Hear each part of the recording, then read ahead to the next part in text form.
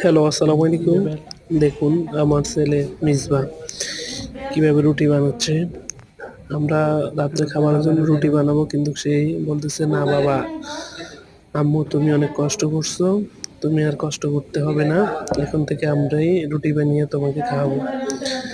তাই সে জোর করে আমাদের হাত থেকে রুটি বানানোর জন্য আটা এবং রুটি বানানোর জন্য পিড়ি নিয়ে রুটি বানাচ্ছে। দেখুন তার এই কাজটা দেখে সত্যি আমি অবাক।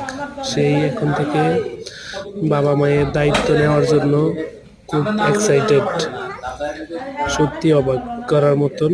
আর আপনারা দেখে অবশ্যই লাইক করবেন, তার রুটি বানানোর জন্য, তার জন্য দোয়া করবেন, সেই যেন বড় হয়ে রুটি বানিয়ে আমাদেরকে খাওয়াইতে পারে। আপনাদের কাছে সে দোয়া এবং প্রত্যাশা আশা করি।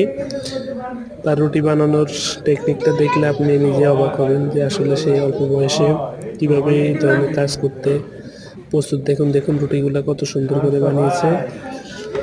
ওর জন্য দোয়া করবেন, ও যেন বড় হয়ে বাবা মায়ের সেবা যত্ন করতে পারে। সবাই ভালো সবাই ভালো থাকবেন, সুস্থ থাকবেন, সবার জন্য দোয়া রইল। আসসালামু আলাইকুম।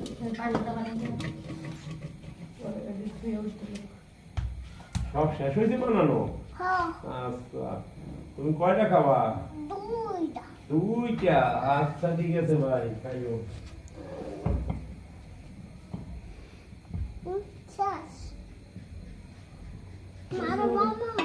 না আর বানাবো না, শেষ।